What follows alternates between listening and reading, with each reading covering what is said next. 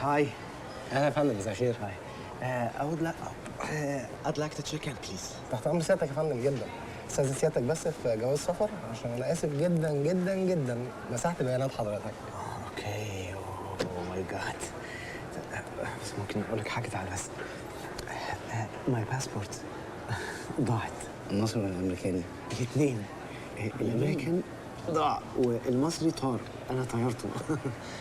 يعني حضرتك دلوقتي لا مصري ولا ياباني ولا امريكاني. يعني ممكن تعتبرني كوري. كوري؟ لا انا اسف والله يا فندم، لازم اي اثبات شخصيه بس. ايه ماك ما بليز، انا كده هنام في الشارع. انا اسف يا فندم فعلا.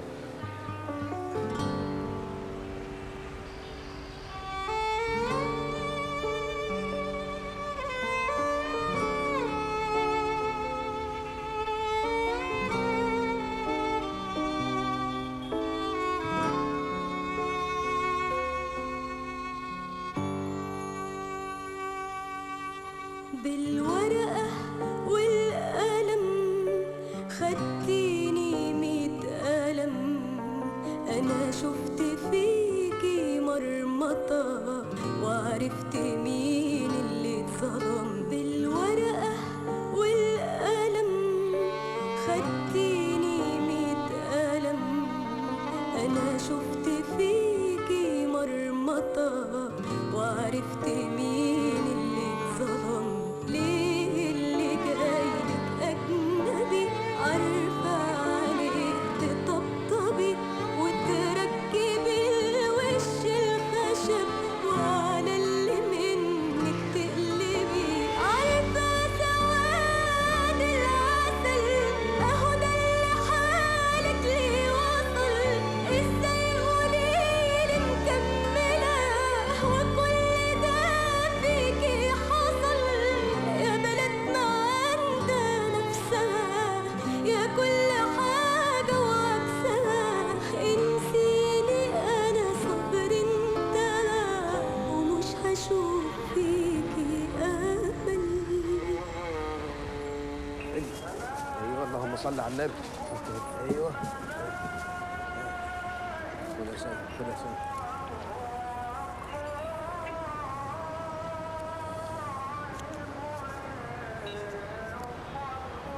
كل واشكر.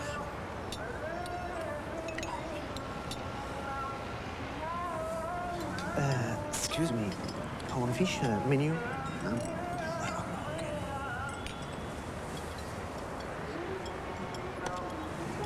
بس ايه ده، هو انتوا كلكم طالبين نفس الاكل؟ ان شاء الله. هو نفس الدرينكس ونفس البطاطس رضا. يو نو حلوه يعني الستايل والفكره بتاعت المطعم دي، انه يبقى كده وان تيبل كله الناس. الحمد لله. ده انا والشيف مش عايز حد يقوم جعان. كل سنه وانتم طيبين. رمضان كريم يا رجاله. الف سلامه الف سلامه يا استاذ. لو سمحت امرني. الاكل حلو جدا. بالهنا والشفا. ثانك يو. بس هو انا يعني مش عارف الحساب كام، انا بس معايا 10 جنيه. حساب ايه؟ انت عايز تضيع عليا الثواب يا ابني. كل سنه وانت طيب، حط فلوسك في جيبك. رمضان كريم. يلا يا ابني شيل الحاجات اللي هناك دي. طب انا كنت عايز اكل ديزرت، عندكم ديزرت؟ كام رقم راضي ده؟ كام رقم راضي؟ لازم افتكره، لازم 0 1 يا 0 1 5. اوكي. اوه يا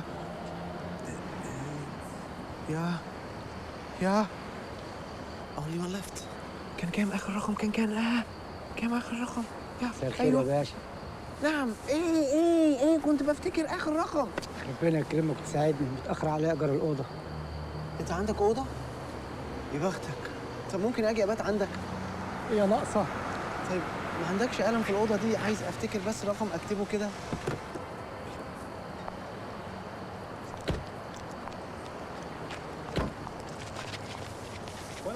خد كل سنه وانت طيب. ربنا يبارك لك يا ست دينا. خد يا حاج، خد. دينا يا رب. انا عايز انا ما خدتش. كله هياخد. توزع دراكس دي ولا ايه؟ خد يا حاج، خد. خد.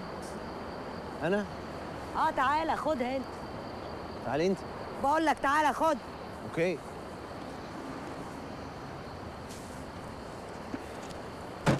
خد ايه ده؟ لحمه. هو انت ليه بتوزعي لحم؟ اصل الديب فريزر في بيتنا اتملى، فقلت انزل اوزع اللحم. بوزعها يا عم للغلابه. اوكي ثانك يو، بس انا مش غلبان. امال انت ايه؟ نو انا مصري. تبقى غلبان، خد اللحمه. نو انا اسمي مصري اوكي، انما انا اصلا امريكان. يا اهو انا امريكان. وايه اللي مدهولك بالشكل ده؟ كنت في مظاهره ضد امريكا. يعني انت جاي من امريكا لمصر عشان تمشي في مظاهرات؟ نو مش هو ده الحكايه.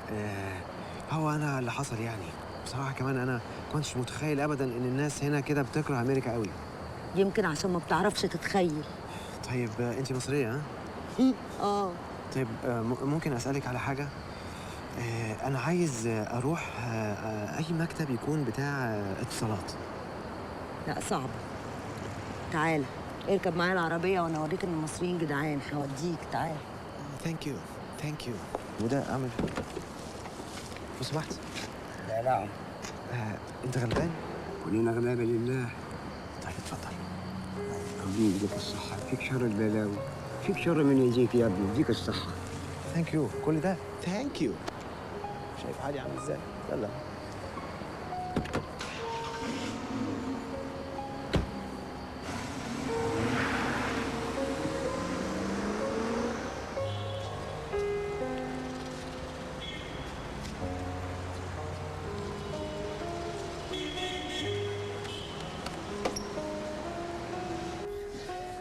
هاي. الو، اهلا وسهلا.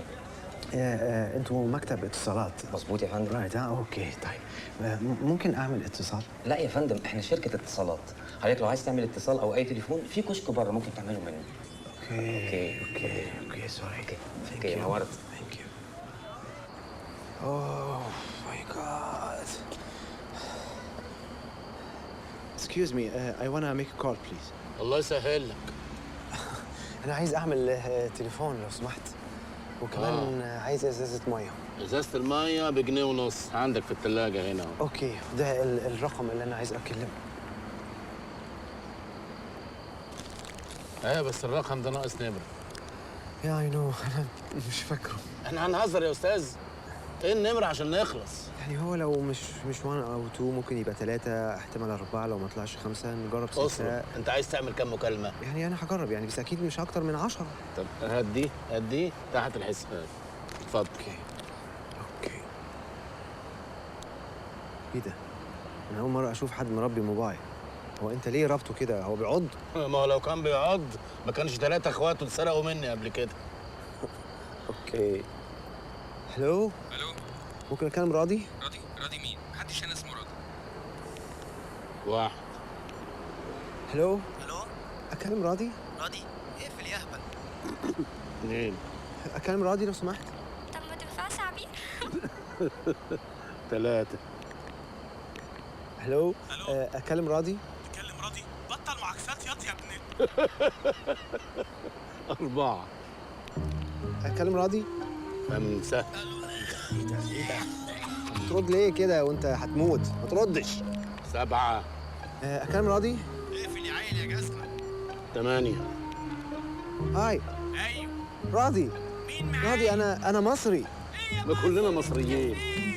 بدور عليك. الحقني يا راضي.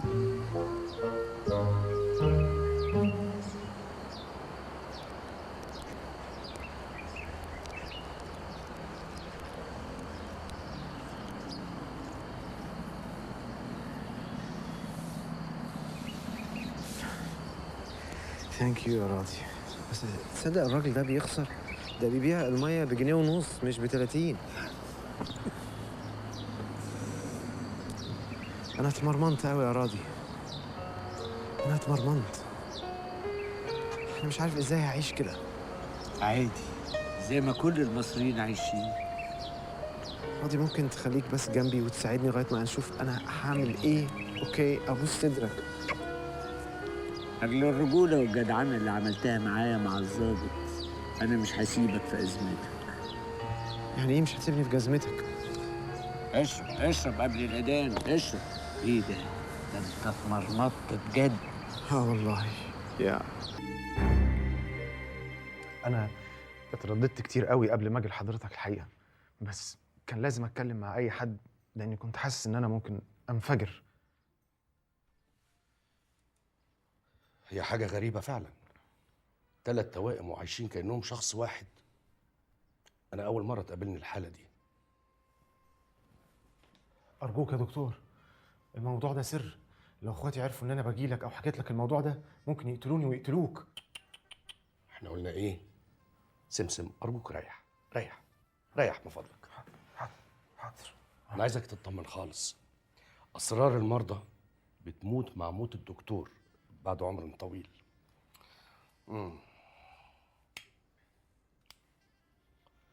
قول لي يا سمسم، انتوا ليه مش عايزين تظهروا قدام الناس وتواجهوا الحقيقة عادي كده؟ ما ينفعش، ابويا ممكن يتحبس فيها لو عملنا كده، ومش بعيد احنا كمان نتحبس وراه علشان اتسترنا على الجريمه. طيب انت قلت لي ان اخواتك الاتنين عايزين يهاجروا، ممكن تفهمني ليه مش عاوزهم يهاجروا؟ هم لو هاجروا اصلهم هيسيبوني لوحدي، وانا ما بحبش اقعد لوحدي. صحيح انا بكره طريقتهم واسلوبهم. ونفسك تبقى شجاع وعندك شخصية مستقلة زيهم. هو حضرتك شايفني جبان وما عنديش شخصيه؟ انت شايف نفسك ايه؟ انا شايف نفسي مش جبان وعندي شخصيه قويه. امال جاي لطبيب نفساني ليه؟ عشان جبان وما عنديش شخصيه. بلاش الافكار السلبية دي، مش دايما احساسنا بنفسنا بيبقى صح. يعني في امل اعيش يا دكتور؟ طمن يا سمسم، انت هتكون لك شخصية مستقلة. ده السبب اللي انت جاي لي عشانه، وده اللي هنحققه مع بعض.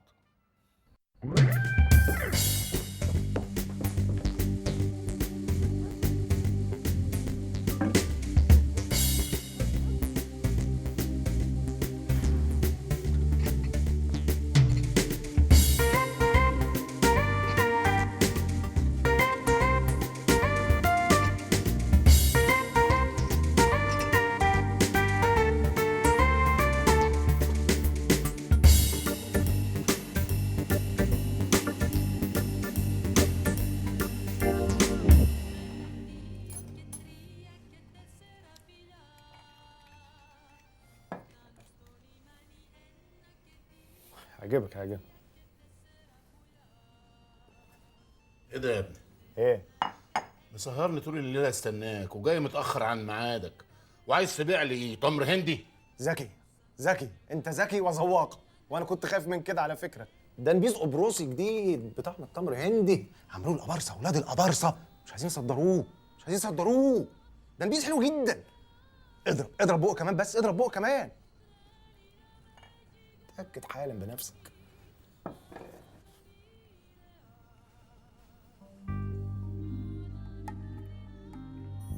ايه ده؟ انت كام واحد؟ انت شايفني كام واحد؟ شايفك 2. قلت لك اضرب. ينفع؟ اضرب يا بومبو.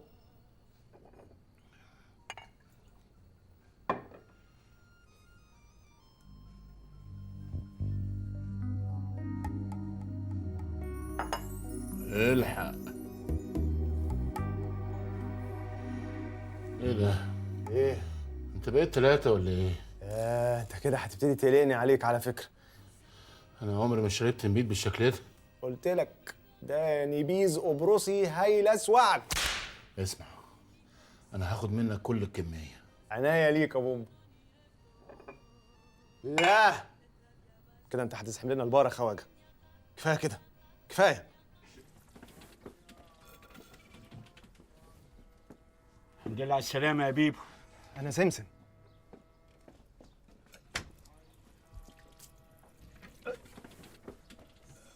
الحمد لله على السلامة يا بيبو. أنا برنس.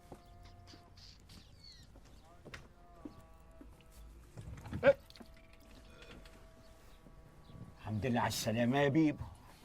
أنا برنس. برنس إيه؟ أنتوا فاكريني هندي؟ لا. أمال أنت مين؟ والنعمة الطاهرة هندي.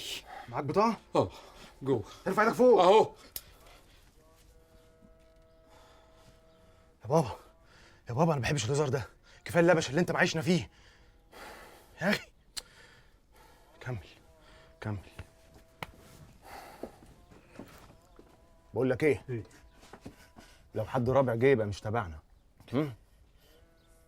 حبيب قلبي، ما تيجي تصلي. هبعت لك سمسم. كان جوايا احساسين متناقضين.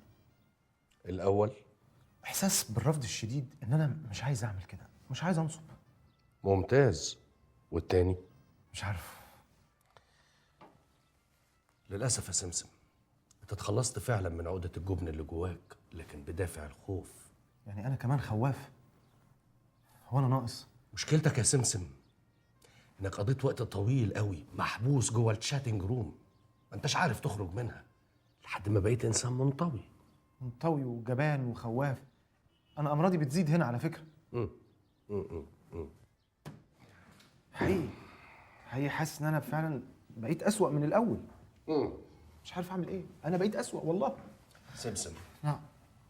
اضربني بالقلم. لا انا مش متضايق منك للدرجه دي، بس انا بقول لك اضربني بالقلم. ليه يا دكتور؟ عايز اشوف حاجه كده. تقدر تضربني بالقلم؟ ما تقدرش لانك جبان.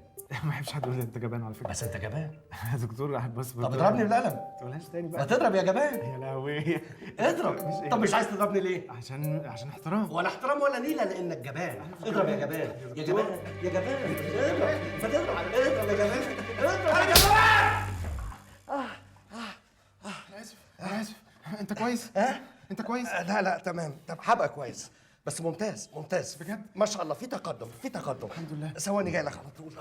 تمام ممتاز قوي يا سمسم. انت اللي استفزتني يا دكتور. ضربته بالقلم.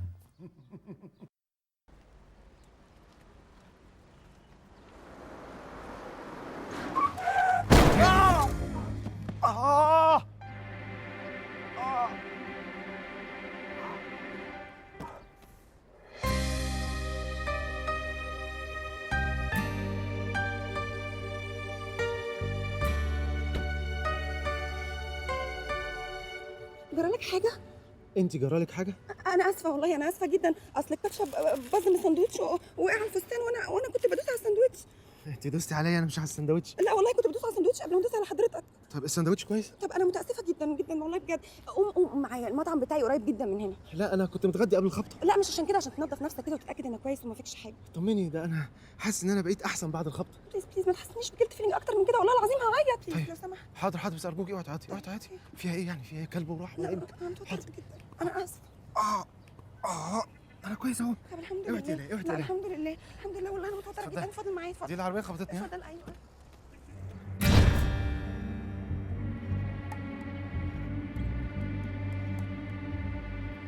تشرب قهوه معايا على غير الريقه هندي؟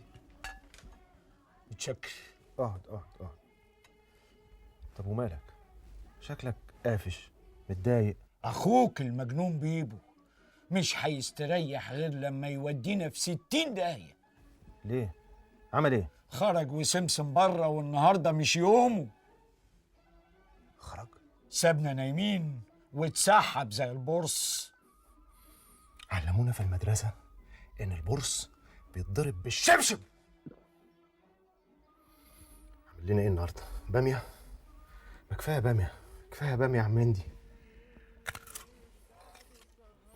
سيكا سيكا سيكا قسم يا ابو تريكه، لما تحب تجيب الجول اطلب متعب على التليفون، لما تحب تجيب الجول اطلب متعب على التليفون. اهلي اهلي يا ليالي يا ليالي نهار السدد عليك.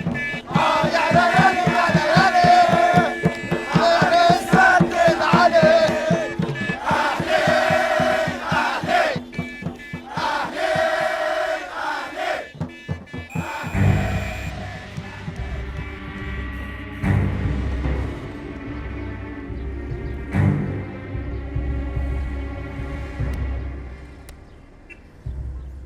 كده مش بيس.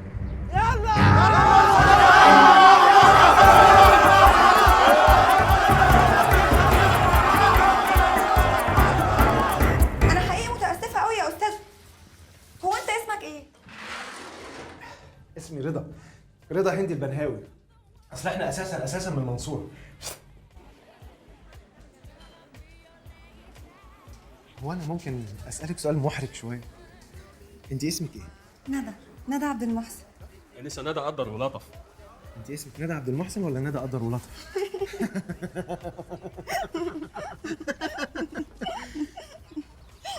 اللي يشوفك وانت بتضحكي دلوقتي ما يشوفكيش لما كنتي مخضوضه عليا. اسكت يا رضا، انا كنت خايفه قوي. بجد؟ كنت مرعوبه. لا والله. والله بجد كنت خايفه جدا ومرعوبه، لا يكون جرى لك حاجه ولا مت اروح انا في 60 داهيه. ميرسي على المجامله اللطيفه دي. ايه؟ الاكسدام اصله دخل في كليتي انا اسفه جدا. لا بتاسفي عليا، انا كويس اهو. بجد اكيد؟ طيب بجد عليه نمر موبايلي، لو احتجت اي حاجه كلمني. والله العظيم؟ هتردي عليا يعني؟ اكيد. حاضر. سلامتك يا رضا، انا اسفه. على ايه؟ العفو.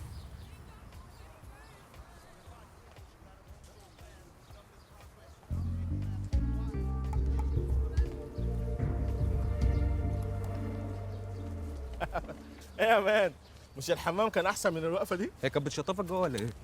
ايه ده؟ انت خايف ولا ايه؟ لا انا مش خايف.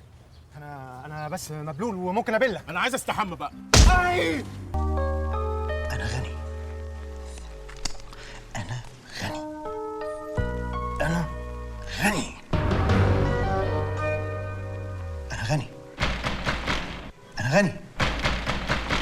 انا غني.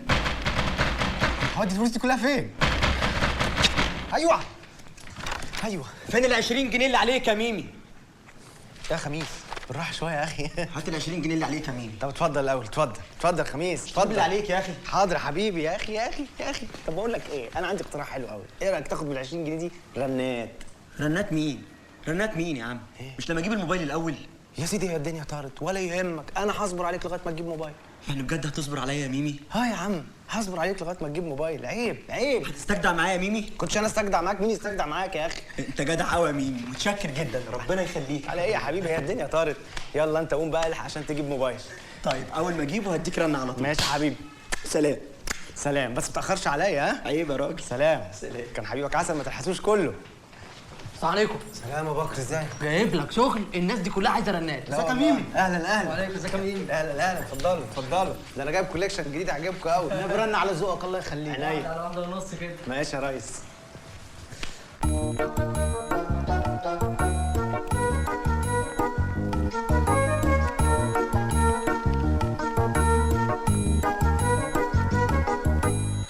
خد يا عم، نزلت لهم احلى رنات. صباح الفل. 100 100. ادي التاني صباح الجمال. وادي التالت. صباح العسل. قشطة عليك. ميرسي يا بكر. يلا رجاله.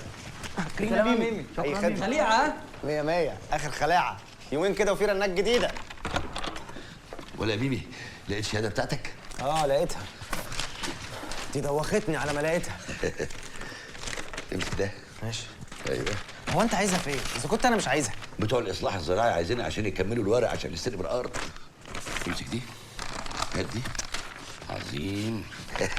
كده نقدر نستلم الارض. انا غلطان ان انا لقيتها. احنا مش هنخلص من الموضوع ده يا ابو ميمي. عشان تبقى عارف انا مش همشي في مشوار الزراعه ده. هيعمل نفسه مش سامع بقى. مش احسن من الكمبيوتر الخربان بتاعك ده؟ دلوقتي بقى خربان. نسيت لما كنت بتاخد رنات ببلاش. هتحرجني يعني ولا ايه؟ شكلك ايه بس وبتاع؟ وايه اللي انت ماسك في ايدك ده؟ انت بتقطع بسبوسه. بسبوسه؟ انت عارف حاجه؟ انت رايح فين وسايبني؟ مش بتكلم معاك. مش هغسل ايديا من الطينه؟ هي فيلم الارض اللي انت عايش فيه ده بالسهل كده اغسل ايديا من الطينه؟ شقه خطر عليك. استنى لما اعمل لك الطريق يا ابو ميمي. خش. يا مأمن انت. اسمع. خد يا برنس، كله تمام. أمنت الحمام؟ كله تمام والصابون في مكانه، بس خد بالك لحسن مراوغ شويه الصابون. مراوغ؟ وامطري. يا بابا افهمني بس، انا احب اتفرج على الزرع انما ما بحبش ازرعه. ايه مش عاجباك يا بابا؟ تحب اقول لك يا خالو؟ طب الارض دي يعني انا اعمل فيها ايه؟ ده انا دافع فيها دم قلبي. دي ارض في الصحراء، مين مجنون هيروح يزرع الصحراء؟ طب اقول لك حاجه، انقلها مصر وانا اروح. تاني مصر؟ هتعمل ايه في مصر؟ هتشتغل ايه وهتقعد فين؟ هقعد في اي حته وهشتغل اي حاجه يا حاجه. انا طموحي اكبر بكتير قوي من ان انا اقعد هنا. انا عايز اعدي البوابات. الارض دي انا بعت عشانها العربيه، كنت خلاص هسدد اخر قسط وهسجل. ايه؟ بعت النص نقل؟ ده انت كنت بتحبها اكتر مني. ده انا بعتها عشان خاطرك انت. وبعتها لمين؟ بعتها للحاج اسماعيل، خدها للمزرعه بتاعته. طب خلاص محلوله، روح اتجوز بثمنها بقى. مش هم اخد ثمنها الاول؟ هو انت بعتها سلف ولا ايه؟ الحاج اسماعيل قال له اصبر عليا لحد ما ابيع المحصول. يا بابا ده الفلوس اللي عند اسماعيل دي قد الفلوس اللي في البنك المركزي كله. استنى بس لما تشوف الحنفيه المركزيه دي ما بتنزلش ميه ليه؟ ما انا قفلتها. وقفلتها ليه؟ انا عامله دوشه ومش سامعك. افتح الميه. حاضر اهو. خد بالك ميه سخنه ميه سخنه. ولا سخنه ولا حاجه، انت بتتلكك يا ابو ميمي. اغسل. انت بتخاف على وشك قوي. حاج اسماعيل، حاج اسماعيل. اهلا يا ميمي، وحشني قوي، نازل لك حالا. يا حبيبي بقالك كتير قوي ما زرتنيش يا اخي، ليه كده؟ يا حاج اسماعيل على رأي المثل يا بخت من زار وايه؟ وخفف. طيب وان كان لك حاجه عند الكلب قول له يا ايه؟ يا سيدي. بص يا سيدي، ايه؟ مبروك عليك النص نقل، رغم ان تمنها لسه ما اتدفعش. هو انا اتفقت يا ميمي صحيح، بس صبرك عليا ابيع المحصول واسدد يعني. يا حاج اسماعيل ما انا عارف والناس كلها عارفين. الناس كلها عارفين ايه؟ عارفين ان ظروفك بقت وحشه ومش ولا بد. ايه ده؟ انا زي الفل ومية مية. يا حاج اسماعيل انا زي ابنك فين زمان. حاج اسماعيل، حاج اسماعيل على سن ورمح تغرقوا الديون ويتفلس. ما حصلش. الله، امال ابويا ليه قال لي انه ما رضيش ياخد منك ثمن العربيه عشان انت بقيت غلبان؟ انا غلبان؟ فين زمان كنت تدب بايدك في جيبك تطلع 800 عربيه نص نقل بسواقينهم. ولغايه دلوقتي يعني انت دلوقتي تقدر تحط ايدك في جيبك وتطلع 8 عربيه نص نقل واحده ومن غير سواق؟ بلاش احراج. احراج مين؟ وتمن 30 عربيه. واهو يلس واهو. لا شيل فلوس الناس يا راجل. ناس مين؟ دي فلوسي، الحاج اسماعيل زي ما هو. كلام. طب عليا الطلاق لو انت واخد ثمن العربيه. مبروك عليك النص نقل يا حاج. الله يبارك فيك يا مين. صحيح الناس ما بتسيبش حد في حالها. يا اخي. يا احبائي رسول الله، فزي ما كنا بنقول يا اخي لو سمحت اقفل الموبايل بتاعك اثناء الصلاه. خلاص مستعجل عايز تعرف اخبار البورصه؟ اهو ده يا اخواني خير مثال للي كنا بنقول عليه. الموبايل ده اما يكون نعمه او نقمه اذا اسيء استخدامه. تلاقي الواحد من دول حاطط عليه إشي ضحكه خليعه، ده غير بقى اللي حاطط اغاني عاريه مسفه وبيعملوا منها رنات على تليفوناتهم المحموله. انت، نعم انت ايها المسلم، انت المسؤول عن الطريق اللي تمشي فيه، اما طريق الحق او طريق الفساد. بص يا ابني، العمل عباده، فما بالك بعمل ضد العباده. بدل ما تنقل هذه الاغاني على اجهزه المحاميل، انقل يا اخي حاجه كويسه او اترك المحمول برناته. اصل يا سيدنا الشيخ من بين 100 واحد عايزين اغاني بيطلع واحد عايز اغنيه عاديه ولا عايز دعاء، كله بيبقى عايز الواو وكده. شوف يا ابني، انت طلبت مني النصيحه وانا نصحتك وانت حر. يعني يا سيدنا الشيخ ما ينفعش يعني نمشيها شغلانه مؤقته كده، مؤقتا اجيب منها قرشين. اصل انا اصلا عايز انزل مصر، انا مش عايز اقعد هنا. لا تيأس يا ابني، لا تيأس، واستعمل الكمبيوتر بتاعك في حاجه مفيده. انت بالمناسبه اسمك ايه؟ ميمي. ايه؟ كلنا عبيد الله يعني. الكوبايه اللي بتشرب فيها ميه هي اللي ممكن تشرب فيها خمره. يعني زي ما تكون مفيده ممكن تبقى سيئه، المهم استخدامك ليها ايه. ايه ده يا بيبي، انت جبت السمك ده منين؟ نزلته من على النت. ده سمك جميل قوي. اعمل لك كوبي؟ انت ناوي بقى على كده تتاجر في السمك.